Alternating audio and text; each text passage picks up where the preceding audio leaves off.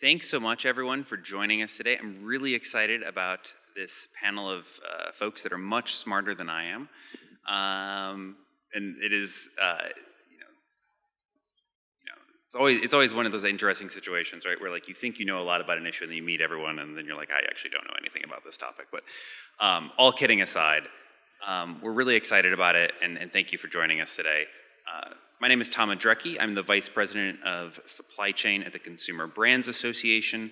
We represent the food, beverage, household, and personal product manufacturers that supply the everyday essentials that you and your family probably knows and loves. Basically anything you would find in a grocery store. And of course, our products have been the ones that have been so deeply impacted by some of the supply chain disruptions felt over the last couple of years.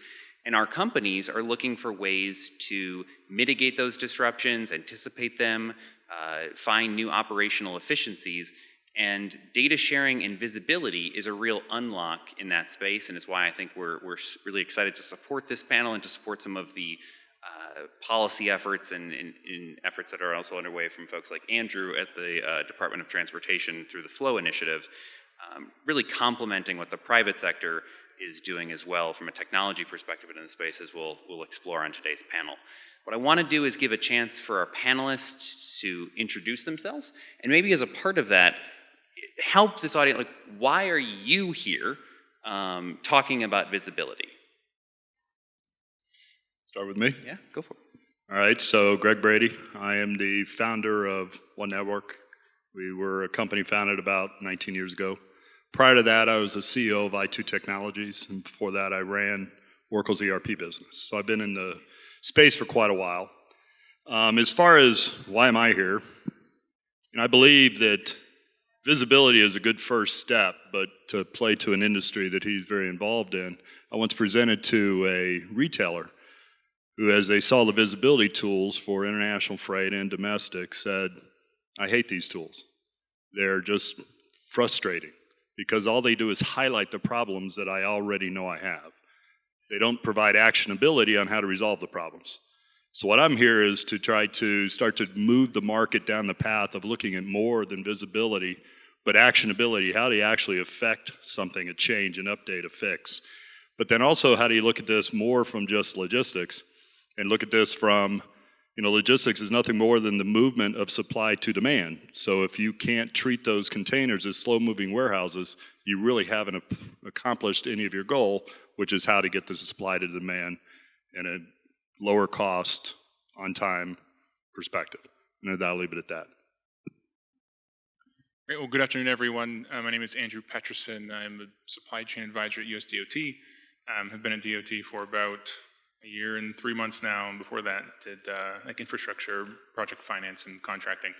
I'm in very direct terms here because I started the FLOW initiative at US DOT and the administration, but more broadly, think a lot about public data infrastructure and kind of what is the role of the federal government in a way that, to Tom's point, complements and provides information to the private sector to enable kind of innovation in freight and supply chain.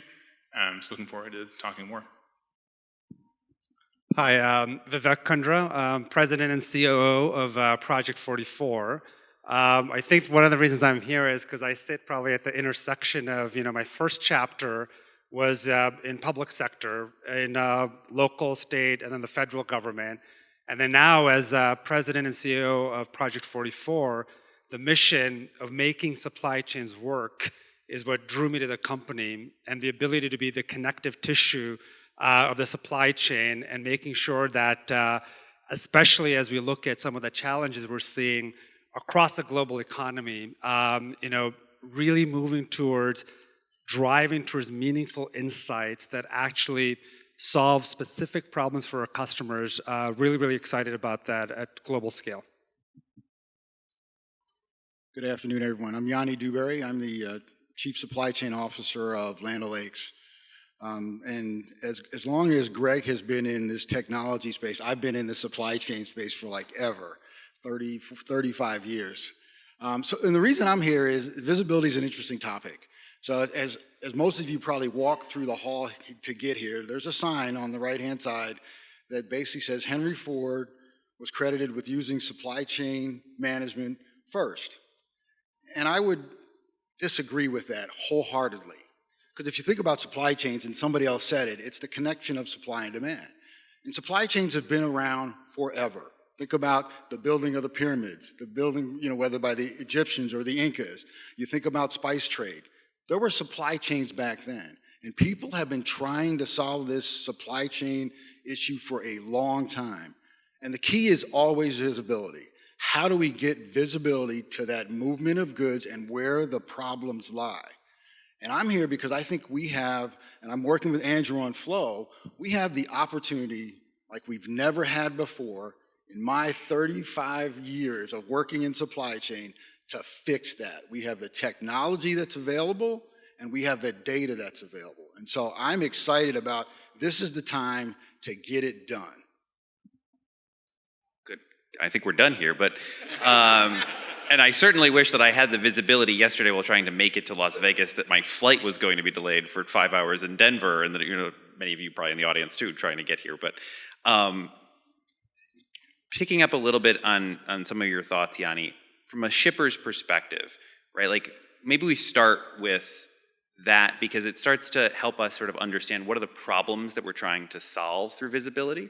And I think that's maybe a good starting point to this discussion. And then from Greg and Vivek, I'd love to build a little on this idea of like connective tissue, of like data in response to those challenges that Yanni is talking about. So what types of problems first are you trying to address through data sharing and visibility? Sure. So, if we look at some of the issues that we have in the supply chain, I would say, first of all, the issues are not Land O'Lakes specific. So what we're trying to solve, and why we're participating in this flow is not about trying to solve Land O'Lakes problem. It's not at all. This is about how do we come together and help the industry, the supply chain ecosystem, because every supply chain is connected to every other supply chain. And how do we take all of that and solve it in a way that reduces the amount of friction that's in the supply chain, and for one reason and one reason only.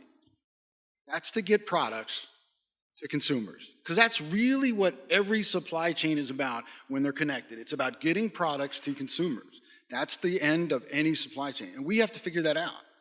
And so we're in this to say that, yes, we know there's going to be friction.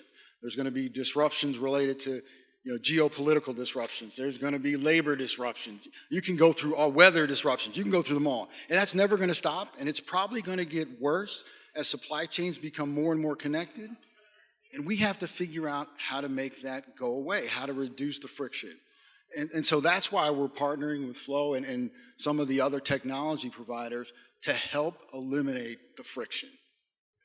Makes a lot of sense. Vivek and Greg, we'd love your sort of perspective as it relates to responding to those challenges. Then like what sort of opportunities are presented through various platforms like the ones that you help to lead?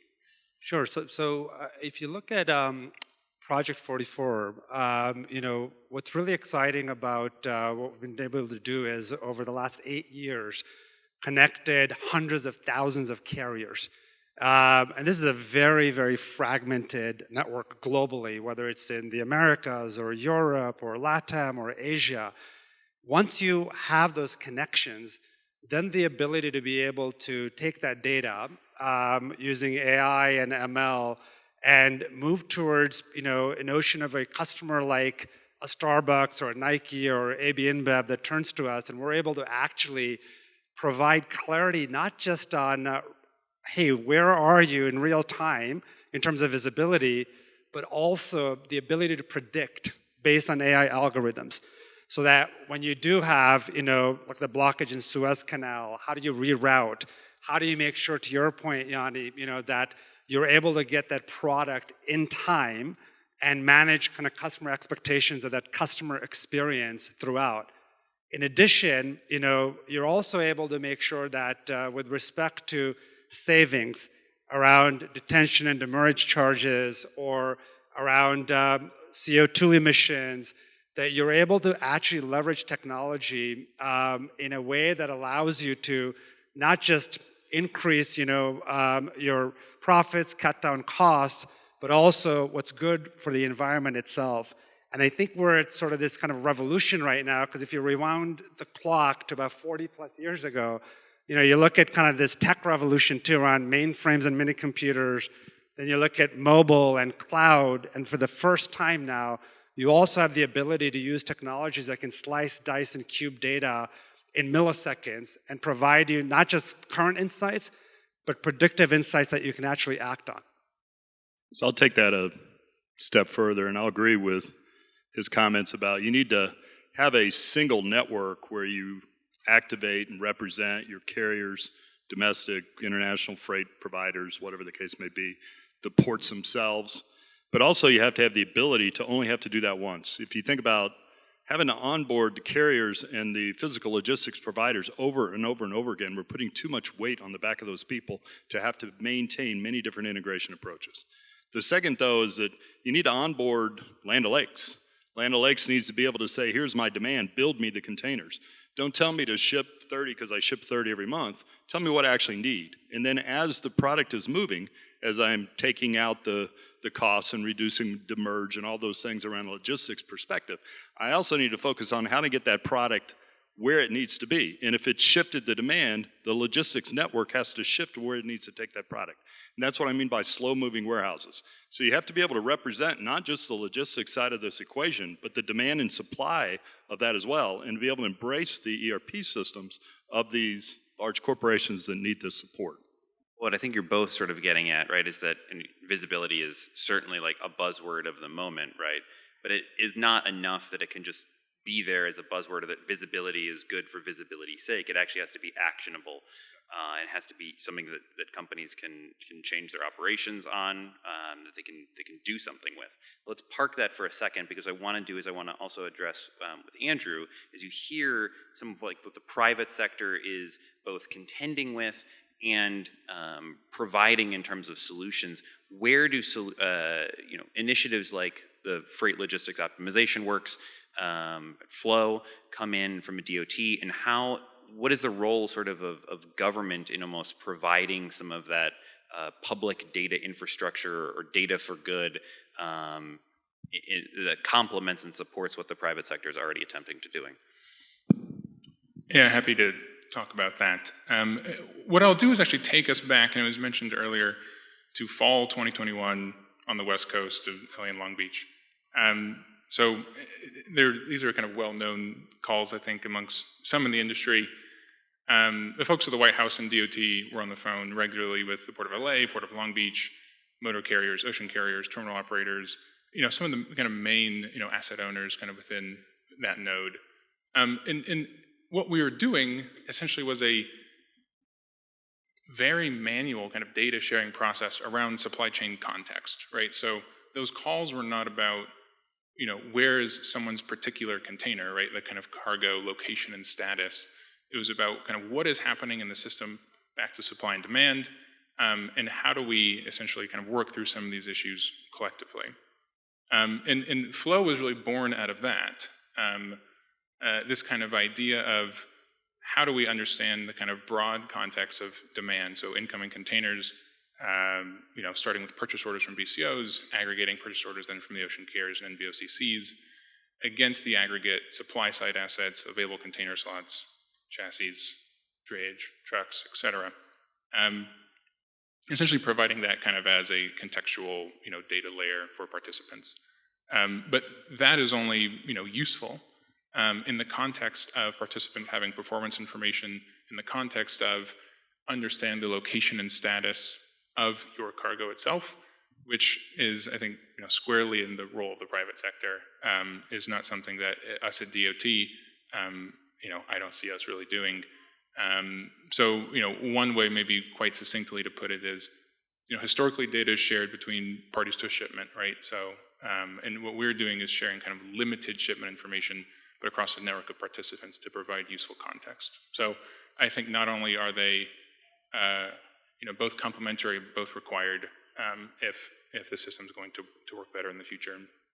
And just for this group edification, a quick summary of number of participants, folks that are involved in Flow. Obviously, Land O'Lakes being one of them. But if you want to just share a little bit about that. And then, Yanni, I'd love your perspective, again, as a shipper, going back to that question of like how to operationalize visibility tools, how knowing those challenges that you're facing, knowing the solutions that are out there, and also knowing your participation in flow, how you sort of engage in that as a shipper and looking to actually reap some benefit out of that.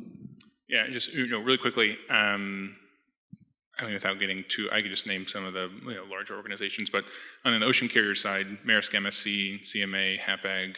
On the IEP side, CCM, Flexi, DCLI, Track, Walmart, Target, Home Depot, Samsung, GE, CH Robinson, UPS, FedEx, JB Hunt, STG. I could keep going, but those are the list is growing, which is we'll great. include those in Nelly's rap lyrics on Thursday. We try to weave those in. But Yadi, if you want to jump in. Sure. What we're trying to do with the data is we're trying to develop options for when we either predict disruptions or we see disruptions. And the ability to have the data so we can see where the disruptions are, where the choke points are, allows us to then make decisions on which port might we want to use, which carrier might we want to use. So we can take a look at the infrastructure and say, where's the best alternative given the disruption we're getting ready to see? And we want to do that whether it's through this public-private partnership as part of Flow, or whether it's with some of the partners that are up here today, like One Network or project44. The idea is, let's get all the data, let's share the data, because we are all better off if we share the data. We're all better off if everybody puts in a little bit so we can all get out something big. There's something to extend that, looking at it from another perspective instead of as a shipper. If you think about the carrier with the Flow initiative and what Andy's saying, just think about the amount of deadhead miles are still done in the United States, backhauls that are empty. If you know where all container truck drivers or their assets are available or will be available at, what dock door schedule, what's the gate outs of the locations, they can optimize themselves. They can do continuous moves across different shippers and immediately know that I can take this particular backhaul to this, from to Land O'Lakes to a Kroger facility and then pick up a P&G load. So there's a lot of value in this, not just for the shippers, but for the asset providers as well. Well, and I think it's so interesting, and where we came at this from an advocacy perspective and thinking of how do we work with the Biden administration to solve some of these supply chain challenges that were being faced by our member companies, is that visibility and data sharing is this huge unlock if you do it correctly, right? And this is kind of like me on my soapbox, but if you democratize information sharing, you do stand to disrupt industries that have been longstanding. So whether it's brokerage, whether it's other longstanding aspects of supply chain and how we run things, and from a shipper perspective, then there's potentially huge cost savings there, right? When you're disrupting things, and so visibility is a path forward, I think, in a lot of different ways to help companies optimize their operations and increase efficiency overall in across the whole network that we're all sharing in.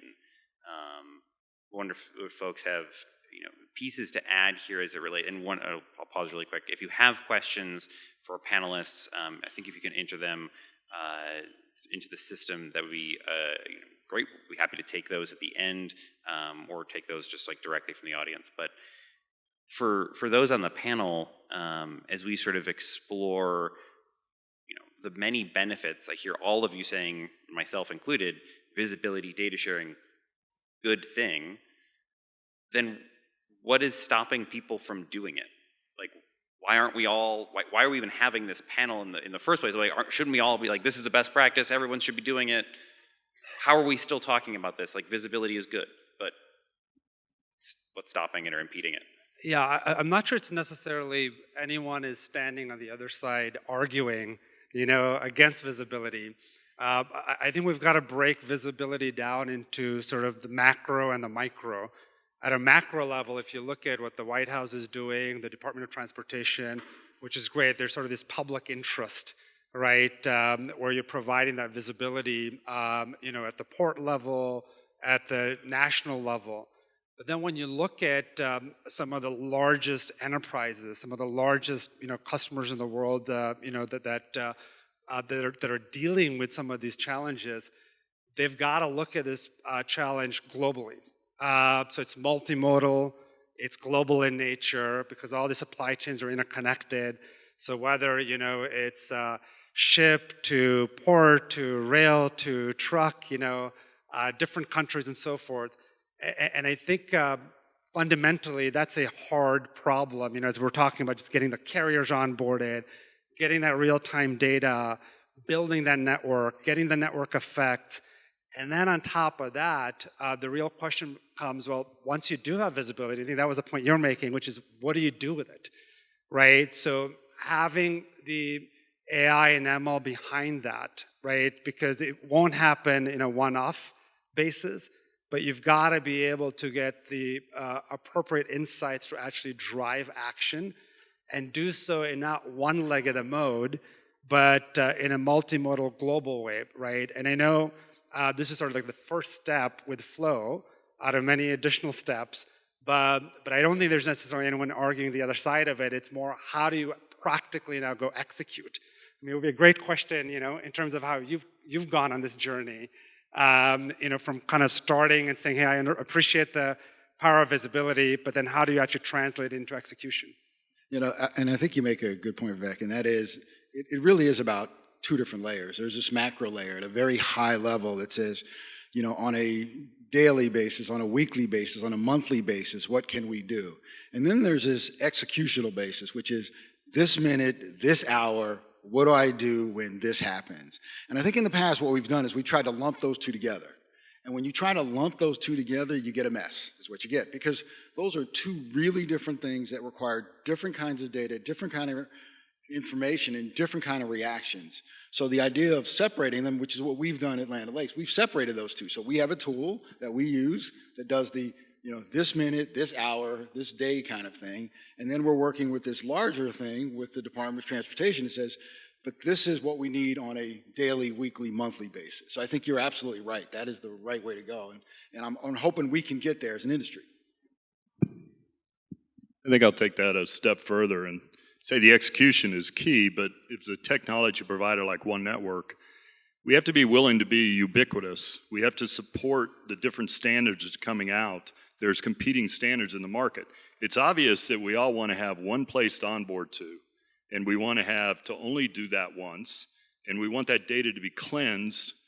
But the real key is at how to create a single version of the truth where you can onboard your demand or your supply, and you know what that process looks like of moving the supply to demand. That requires a different data model, an enhanced approach than just looking at this from transportation perspective, but also it means that you got to support many different methods to get onto that network. And this is a great question, and I think the way I've thought about this, at least in our work at USDOT and on Flow, is it largely being a trust problem. It is in the early days of what we were doing out in LA and Long Beach, I tell this story, someone was giving us regular updates on performance and an individual company, and I'd asked, well, could you actually provide these at a kind of a daily frequency? And they said, well, I could, but I don't think I'm going to. And it wasn't because they didn't have the data, right? Or because they were saying, well, you don't have a good enough way to transmit the data to you. They didn't trust us, right? So much of the work we've done over the last 6 months plus has really been about, what is the role DOT can play, right? And some of the unique characteristics we do have are, data privacy laws, so it's not foiable, not subject to legal discovery or subpoena. We're fully operationally independent.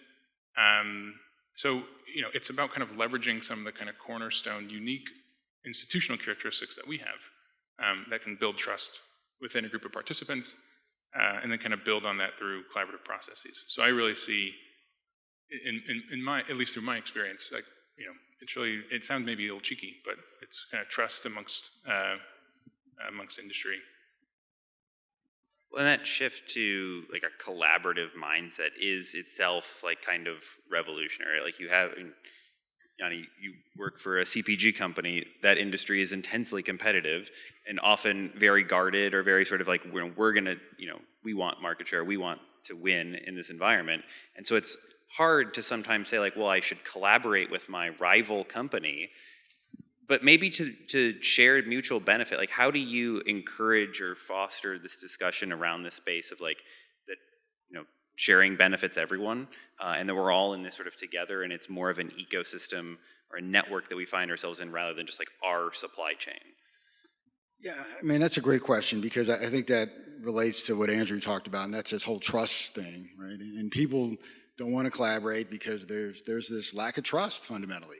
And so what we're trying to do is help everyone understand that, if we collaborate and we all work together and we provide data, there is benefit for all, and there's enough benefit to go around. So everyone in this room is involved in the supply chain, and so if you think about if there was a place where all of this visibility data is stored and everybody had access to it, right? But you didn't have access to everyone's individual, you only had access to the total, and then you could look at how you compare to the total. I don't think there's a person here that would not say they can't find benefit from that.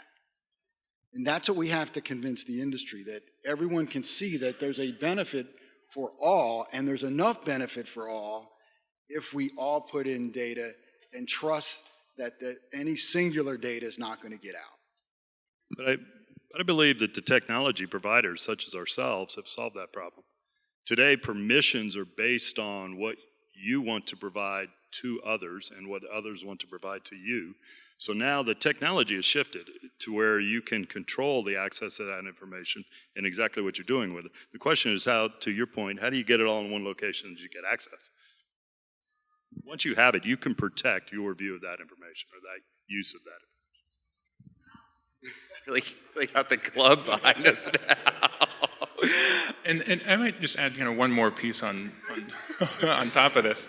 I really look at this historically, right? I mean, the U.S. has just this fascinating history of kind of public-private partnership. Going back to the development of the canal system, the rail system.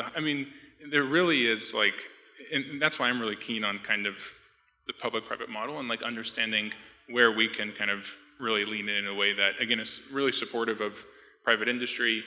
Folks are going to start to take the information that kind of we're building to do all kinds of really great stuff that I could never think of myself. And that's kind of, I also think about it kind of just in this broader historical context too of, freight innovation between the public and private sector. That was amazing. Clubbing soundtrack to a government official. It's everything you ever wished for in the Obama administration, Vivek. In the time that we have left, and I see that there's one question, so we're going to get to that in a little bit, but each of you talks about the many different benefits. So one of the things that also strikes me about this conversation, right, is that visibility is both very definable, we've all talked about the many benefits that come out of it, and yet those benefits are myriad, and so it's almost hard to fully wrap your arms around well, what does it mean?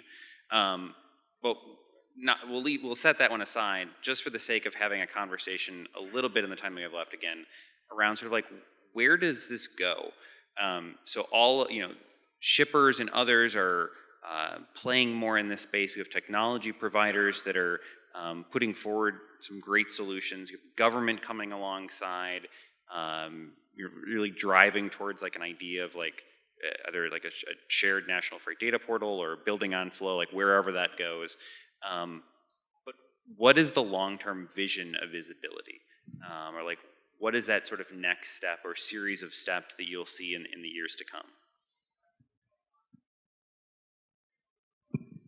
Well, I can talk just about kind of in terms of what we're working on. I was mentioning this to, I think, someone earlier today in the hallway. With what we're building, right, we're just kind of providing, it is access to supply and demand data within a particular, part of the freight industry. I really don't think, at least how I see it moving forward, there's going to be, I think I was talking about this, some aha moment over time. It'll be, we look back in 5 years and think, oh, wow, how did we not have an understanding of just the totality of volume coming into the country at a given time, the supply side assets to receive it, and over time understand how that supply and demand, impacts performance of the system. So I see it more as like we'll look back and think, oh, like it would be strange to operate in a different way. I'll take a shot at that. So the question that was asked, I'll use that to help answer your question. So the question is, for micro supply chain visibility, what is the role of order management? And can you explain what you would like to see from a perfect supply chain control tower? So that's where the market is going. For those of you who don't know what a control tower is, I'll explain this in context of his question. So let's take order management. That's the demand. So I've got orders for so much product coming from my factories, and I need to have that aggregate itself, source it to a right supply location that's going to build a container. Then I want to track that container and all of its details, where it's at, where it's going, all the machine learning algorithms that we have for calculating ETA, et cetera. But as that moves and the demand shifts, how do you realign that supply to where the demand is? Expedite it out of the port onto an air freight to get around a problem, redirect it to another location. That's a control tower. That's what we mean by tying the entire supply chain together. Just the logistics it helps, and it's a good start, but if you're not getting the supply to where the demand is better, faster, and cheaper, then what is the point? Vivek, Yanni? So I think, first of all, I don't think there's a better time to be in this industry than now, because literally, this is sort of the renaissance, and you've got all these painters, the technologists especially, who are going after this big, thorny, wicked problem around supply chain and logistics. And when you think about real-time visibility platforms specifically, and the ability to connect every single part of that supply chain globally, and then have the ability to be able to, predict and execute against, at an individual micro level, it's super, super exciting. That's one of the reasons I'm really excited to be part of this panel, but also this industry. And it reminds me very much also like in the early 90s, when the internet was just starting, and then it shotgunned through the entire economy, and you saw massive productivity gains in subsequent decades. I think we're in the very early innings of that in supply chain logistics. For me, it's pretty simple. And I've known Tom for a little while, and he's heard me say this before, and he knows I'm going to say this, so I'm sorry, Tom. But for me, it's pretty simple. We live in a time that, and Vivek talked about it, this perfect time. And if you think about some of the world's biggest problems, whether that's food, getting food to where it needs to go, supply chain problem, healthcare, getting healthcare items to where they need to go, sustainability and its ability to help, supply chain is at the perfect point to do one thing and one thing only that I believe we can do, and that is save the world. And that's why I'm here. Always count on it. We have a couple of minutes left. There's a couple of questions. One is around the types of predictive AI and data tools to actually make use of visibility, and wonder if y'all have some thoughts on that, as well as some questions around, I think, number of carriers on the respective technology platforms, and maybe we'll throw in my addition to that is is there sort of a critical mass that's needed in order for that to be truly leverageable, or will we ever approach a point where you have close to, let's say, 100% visibility of a transportation market that's obviously very fragmented? But AI and data tools, how do we use this stuff? So let me jump in really quick on that one. I think when it comes to AI and data tools, they're only as good as the data set underneath. So I think the key there is first to make sure, when I think about what makes project44 unique is those hundreds of thousands of carriers and getting those data flows on a real-time basis across every mode over 170 different countries. Then that allows you to get sort of these machine learning models that you can create. And specifically when you start thinking about, without going too technical on this, APIs by mode, and then across those APIs by mode, being able to kind of get sort of this historical performance, and then over time, these tools get smarter and smarter. And then you get to an area where you get this sort of regenerative AI, where you can kind of ask questions and have kind of very different interfaces with the supply chain itself. Taking that a step further, similar to what he said, One Network has, carriers in most all major countries, ocean freight carriers all over the world. That's interesting. The data that we've had for 20 years is useful in machine learning, and we all use third-party sources to learn from, not just the data we have in our network. That's important to understand that. But also, it's the forward-looking version. Machine learning is interesting to tell you what it thinks you ought to do. But if you know the pickup time at the gate and you can tender that appointment based on the drop time at your DC to the carrier, then you're coordinating and then handling that execution. That's forward-looking. It's not just about how it's worked in the past, but right now what is going on, right? So you need to be able to look forward in those models, not just look back in those models. Great, and I think we are over time, so we might have to get to some of these questions later. We can find us over on the side of a room if our panelists are willing to stick around. We could probably be on this stage all day. I don't think that the other panelists for other sessions would appreciate that. But hopefully you have taken something away, or at least found some spark, or left with the impression that visibility is more than just a buzzword. It is the buzzword. And thank you for our panelists. Thank you for taking some time today to join us.